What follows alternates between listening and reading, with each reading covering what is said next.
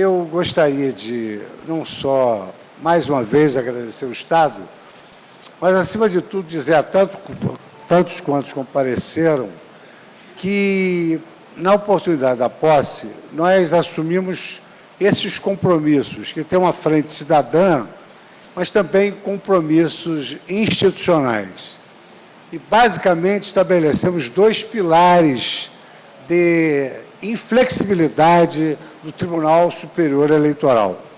O primeiro deles relativo à aplicação absolutamente inflexível da lei da ficha limpa e o repúdio às denominadas fake news.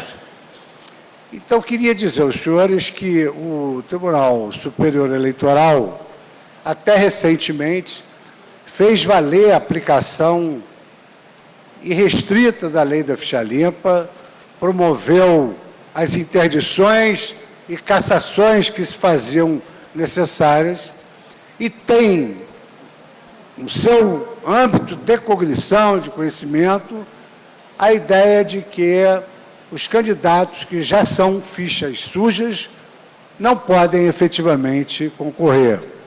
A nossa percepção é de que o candidato subjúdice é aquele candidato cuja elegibilidade ainda está subjúdice. Não se sabe ainda se ele se enquadra ou não nas hipóteses da lei da ficha limpa. Entretanto, aqueles candidatos que já foram condenados, que já se enquadram em relação a qualquer cargo, já se enquadram nas hipóteses da lei da ficha limpa, eles são absolutamente inelegíveis e, portanto, não preenchem os requisitos para o registro de sua candidatura. No segundo aspecto, das fake news, nós temos escolhido resultados extremamente exitosos, como vimos recentemente, o próprio Facebook, ponte própria, eliminar conteúdos de propaganda enganosa que visa a evitar o voto consciente do eleitor. Eu relembro aos senhores, lamentavelmente, que ainda no período de luto da família da vereadora Marielle Franco, surgiu uma notícia de que ela fora casada com um traficante de alta periculosidade do Estado do Rio de Janeiro. Aquilo era uma propaganda enganosa, denegria a sua imagem e era um exemplo típico de notícia falsa. Uma notícia falsa que se disseminou, que viralizou e que depois verificou-se que não revelava verossimilhança, tanto mais que a vereadora não fora casada com esse traficante. Algumas notícias são simplesmente anódinas, como, por exemplo, nos Estados Unidos, a campanha de Donald Trump divulgou que o Papa Francisco apoiava a sua candidatura. Essa é uma notícia verdadeira? Não, mas não é uma fake news. Por quê? Porque, para nós, a fake news é aquela notícia fraudulenta que causa um dano irreparável à candidatura alheia. O que um candidato deve fazer, no momento da sua propaganda, é apresentar a sua plataforma, revelar as suas virtudes e não desqualificar o candidato concorrente. Imaginem os senhores que um candidato que sofra uma enxurrada de fake news sem intervenção efetiva do judiciário pode se ver extremamente prejudicado, não só no campo da igualdade de chances, mas também no campo dos debates eleitorais. Ele certamente passará o debate todo defendendo-se de notícias falsas, ao invés de apresentar a sua própria plataforma. E esse fato real, por si só, já viola a denominada igualdade de chances, mercê de atentar também contra a moralidade das eleições, que é um cânone pétreo da Constituição Federal. Recentemente, li uma notícia de que um candidato, para o fim de conjurar a miséria brasileira, propunha a esterilização de toda a população masculina e feminina. Evidentemente que uma notícia completamente absurda dessas pode, eventualmente, se viralizar, não no sentido que ela vai ocorrer, mas que realmente o candidato não tem o equilíbrio necessário para exercer um munus público, como só vai ocorrer com o mandato de um parlamentar.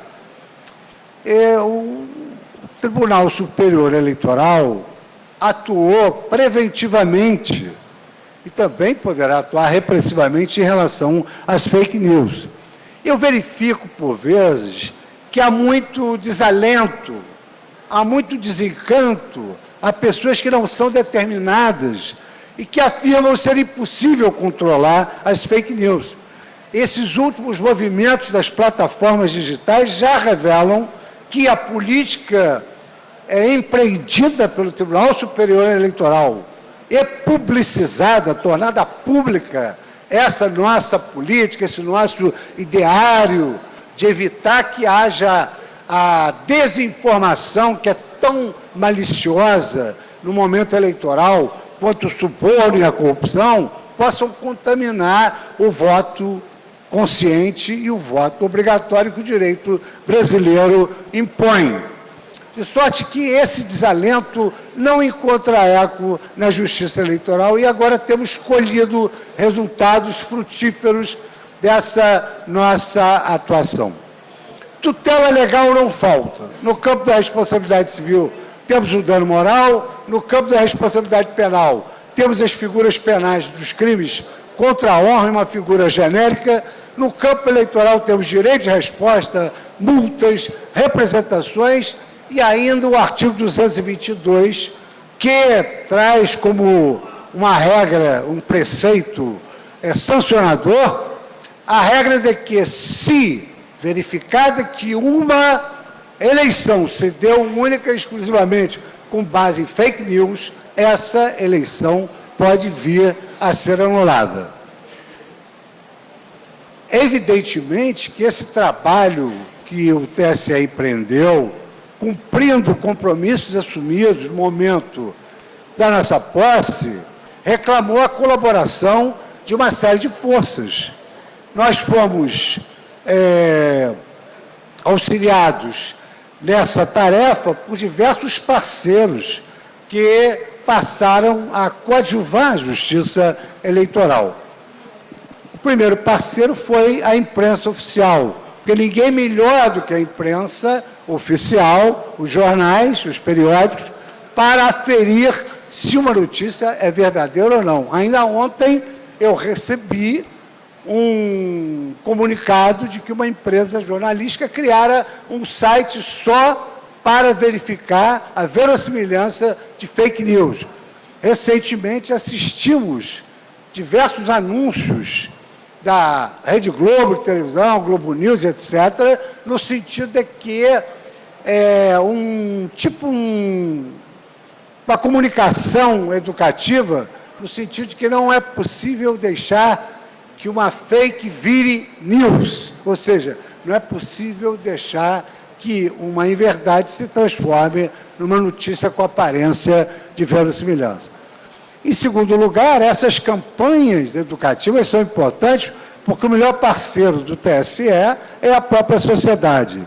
Então, é imperioso que o cidadão ele faça uma checagem daquela notícia antes de compartilhá-la.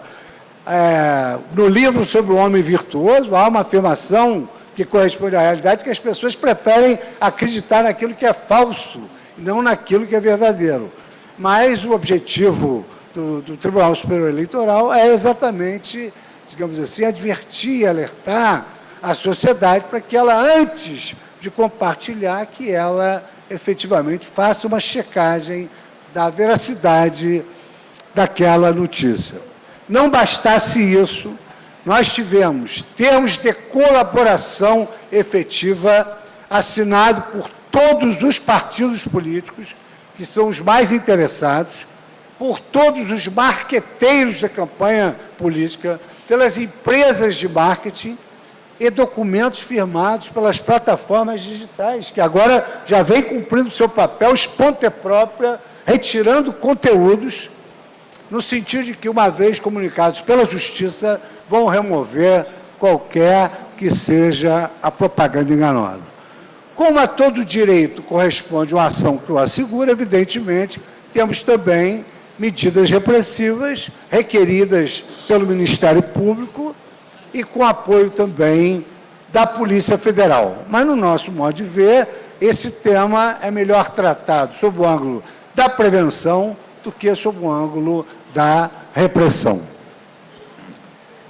Basicamente, essa é uma nova visão que o TSE oferece, um trabalho de fôlego que deu resultado, tanto no combate à lei, às fichas sujas, quanto no combate às fake news, o que fizemos apenas cumprindo o nosso dever de ofício. Recentemente houve um congresso sobre fake news no Canadá e uma jornalista ucraniana, Olga Yurkova, afirmou: a verdade ela é muito entediante. A verdade é entediante. De sorte que as pessoas preferem os escândalos, as notícias escandalosas. Mas, diz ela, quando uma notícia for dramaticamente escandalosa, desconfie. Faça uma checagem antes que ela viralize. E eu costumo dizer que, na verdade, o direito, ele não convive nem com a mentira e nem com a imoralidade pessoal daqueles players que querem participar de um processo eleitoral rígido e democrático. O direito convive com a ideia de justiça.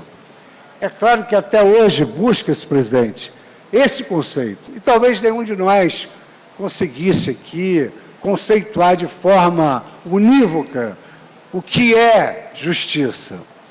E isso me faz recordar o jurista Hans Kelsen, que passou a vida inteira dedicado ao estudo da justiça. E primeiro ele escreveu O Sonho da Justiça. Depois ele elaborou a obra A Ilusão da Justiça. A obra seguinte foi O Império da Justiça. E no ocaso da sua vida, já velho, lutando por aquele valor, ele escreveu uma obra O que é Justiça? E dizia ele, o importante não é saber a resposta, o importante é não parar de perguntar. No Vaticano, há um afresco em que, quando se fala na justiça, Platão aponta para o céu e Aristóteles para a terra. Na verdade, esse valor justiça é um valor que nós temos que nos debruçar sobre ele como os antigos, que procuravam alcançar as estrelas e, nesse afã, geraram o desenvolvimento humano, o desenvolvimento das nações. Então, a justiça que nós tanto apregoamos, e essa justiça pela qual lutou tanto Hans Kelsen, várias mentes de toda a humanidade, elas se dedicaram. Mas o mais expressivo foi o senhor das ideias e das palavras, que pelo valor justiça morreu na cruz. Muito obrigado pela presença de todos, pela atenção, pelo que dispensaram. O TSE está aberto a todos os senhores.